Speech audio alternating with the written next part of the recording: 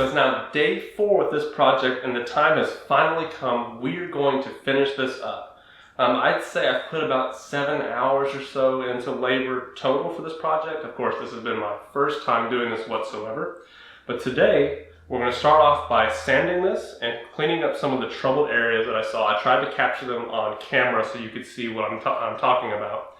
And then once I get that sanded down, we're going to get this sanded all the way to 400 grit in terms of smoothness. And then I'm going to polish it up with a polishing compound. Once this is polished and complete, we can then proceed to bringing this to the chop saw and cutting these pieces to then fit onto the case and doing that final mod. So with that, I'm going to take this outside. I'm going to start sanding. I'm going to start with a 220 grit because I don't want to make any deep marks into this. And then I'm going to repeat it until I get all the way up to 400.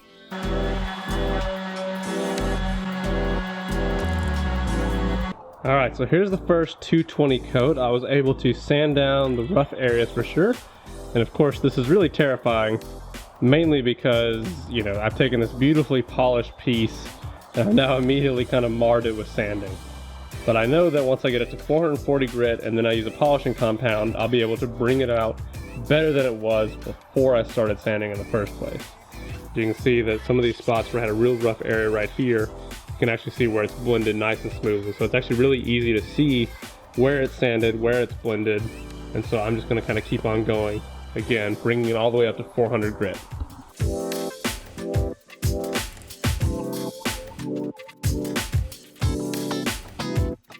Alright, so this is the look after the 320 grit. As you can see, after I've wiped away all the dust, this is more or less like a frosted appearance.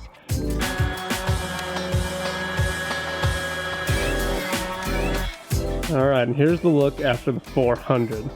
Definitely hazy, but we're definitely getting kind of further past that frosted appearance.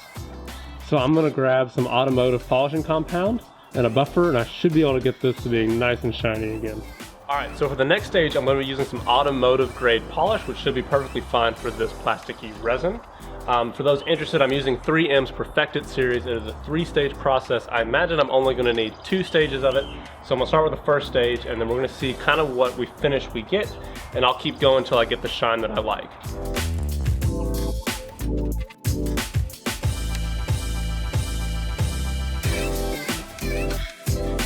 Alright, so this is after the stage 1 of the polish.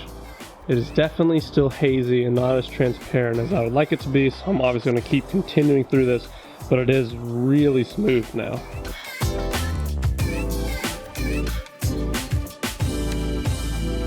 Alright, so now we've achieved stage 2. Still a little hazier than I definitely want it to be. We're not quite crystal clear yet. I'm going to see where stage 3 gets us. If it doesn't get me to exactly where I want it to be, I'm going to repeat the process again, because I've definitely got this significantly smoother than it was.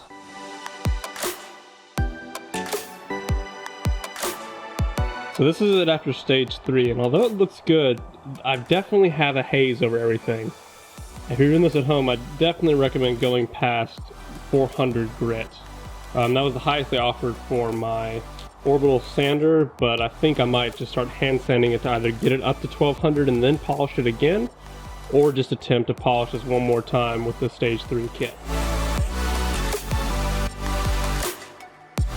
Instead of sanding it, I went ahead and decided to double down and just continue doing my stage 1 polish. I did it about 3 more times and I've now gotten it to the clarity that I want it to be at. If I was to redo this project and to recommend anything for you guys at home, continue past 400. I'd probably get this up to about a 1200 grit before I went and polished it. I'm going to show you what this looks like now. So now, as you can see, I'm back to basically being crystal clear again, which is perfect, and that's where you want the stage 1 polish to be at. Because now as I go through all the way up to stage 3, it's just going to become that much shinier. But I've now got all that haze off, and I'm back to being nice and clear.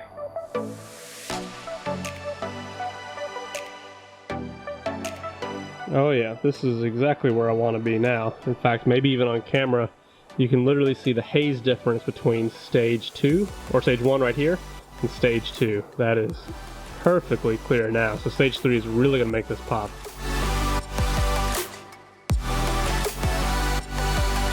And just like the difference between stage 1 and stage 2, stage 3 is bringing this to finally be more glass-like, and it's going to be a little harder to tell but you can actually see a difference, at least in person, between stage 2 and stage 3. I'm not sure I can quite get it on camera, but it's about right there is the line.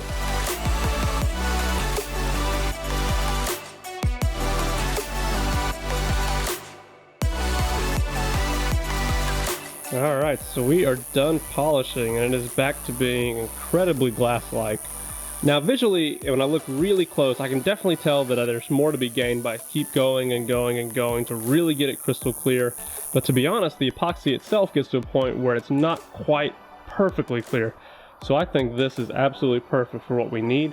Definitely do not be afraid of this stage where you sand and then polish, because we have removed just so many imperfections that we had during the casting of this. So this is definitely something to not fear and to go for. Like I said before though, if I was to recommend anything, it would be to actually take this all the way up to probably a 1200 grit before polishing.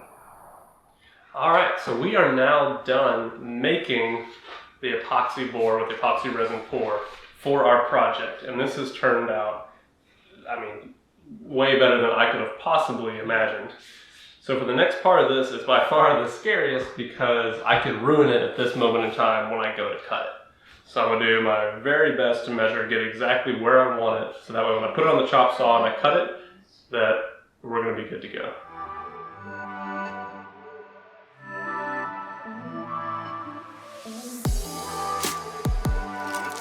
Alright, so they did cut cleanly. Got a nice 45. I'm going to now come back the other direction and cut this piece 45 the opposite way. That way they can meet in the middle.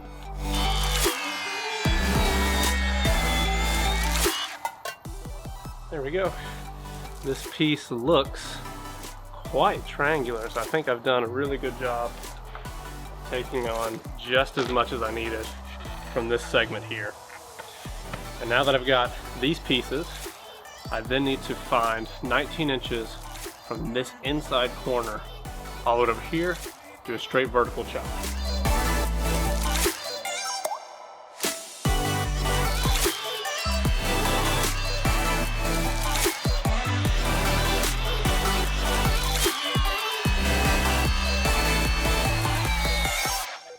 So this is the front piece right here. Let's take these inside and we can get the very first look at what this is going to look like on the case. Alright, so I've got the pieces right here, and this is going to be our very first look at this case with these pieces on. Hopefully they meet just fine in the middle. Here's our top piece. It's going to set right on top like this. Sit in the back, and if we've done this properly, the two halves should meet in the middle right here. Let me come up front. Wow. Yep, it looks like we have definitely nailed this cut. And we've nailed the length of the front. It looks like we're going to be good on the back as well. Wow. I'm going to have to get some clamps. That way I can actually see what this looks like. But at least from my weird awkward view here, it looks pretty sweet. There you have it. Our very first rough look at what this is going to look like on this NGEN 303 chassis. And that looks spectacular. Wow, and I love how this back has turned out with that epoxy.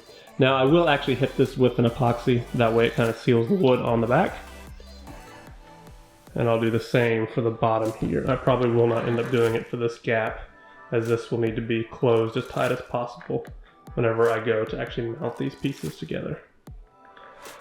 But even you can see, of course it's kind of hard to tell because I can't push these quite together properly, but that seam looks really good and definitely tight enough for this purpose here once I get those pushed together. Alright, so we're nearing the very end of this mod, and the last bit of it is to actually physically attach these wood pieces to the case. Now this, theoretically, is the easiest part. I'm simply going to attach it with screws. So what I'm going to do is I'm going to drill just 4 holes on the top, 4 holes in the front, and then we're going to mount screws on the back. So basically once I get them in place, I'll mark those holes, flip this over, go ahead and drill pilot holes for the screws, put it back in place, and then just screw it down where I want it. I am going to drill slightly larger holes than the screws. That way I have a little bit of shifting air to get these lined up right when they're sitting together. On this side right here, I'd like to get 4 holes just kind of basically on the front corners. So in order to get the hole up here that I need, I'm going to have to remove the I/O panel right here, which doesn't matter because this is going to be perfectly covered anyways. As I mentioned in the very beginning of the video, we are going to relocate a power button to go on the back side right here on the panel that comes out. So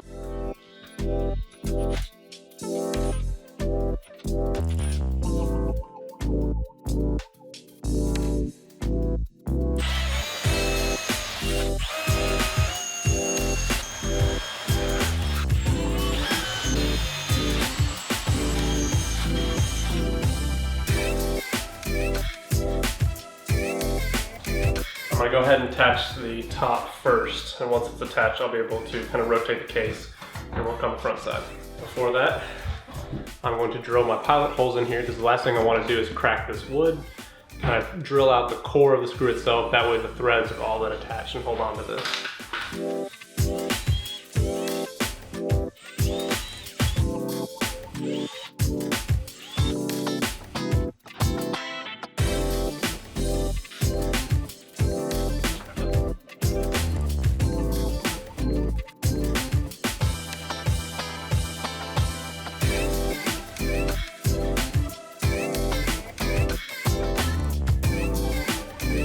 Alright, so here it is. The seam looks amazing, but unfortunately, I made a mistake. When I was drilling, I went straight through.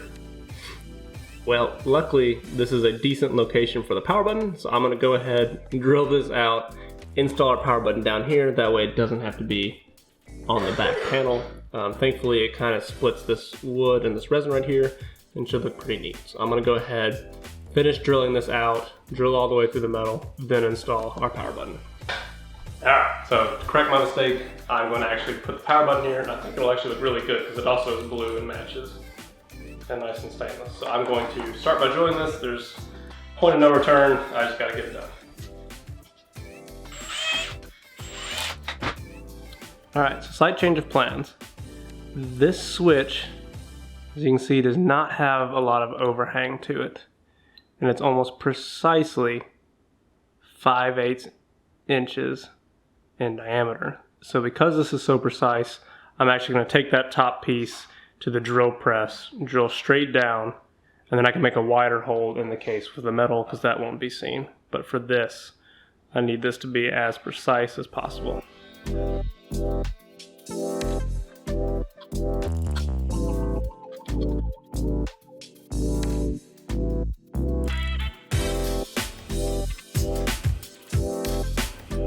That is a beautiful hole. Now I've centered it perfectly on the grain, or right in the middle where the river meets the wood, so hopefully this should look really good. Oh yeah, it sure does. Fits like a glove. Alright, so while I was off camera, because I was already near the tools, I went ahead and drilled out a larger hole, that way the power button can pass through, and then I've got another hole here, that way I can kind of screw the wood down as well.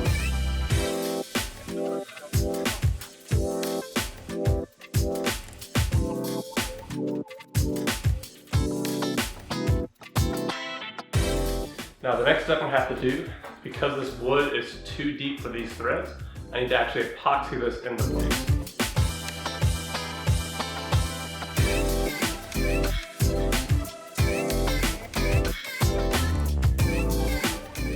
Alright, so check this case out.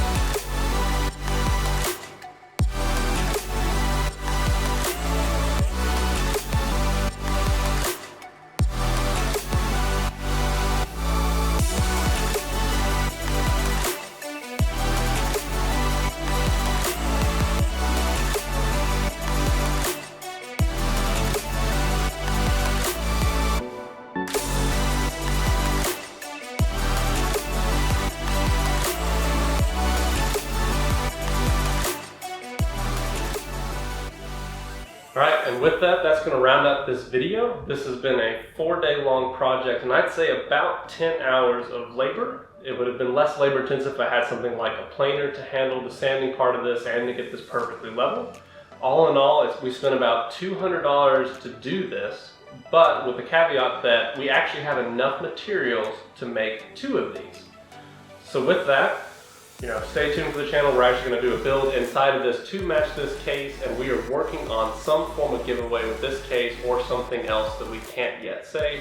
So please stay tuned for that. This was a great project, and we're very excited to be at least one of the first to bring this mod to the PC modding scene. We know that many of you have some amazing woodworking skills, and we've shown you, step by step of how we did it. I hope that this inspires many of y'all to incorporate this in your own builds and produce even more stunning cases. But we absolutely love the way that this turned out and all the possibilities that something like this has. Anyways, guys, thank you. We appreciate all your support and support, of course, from our sponsors. Take care.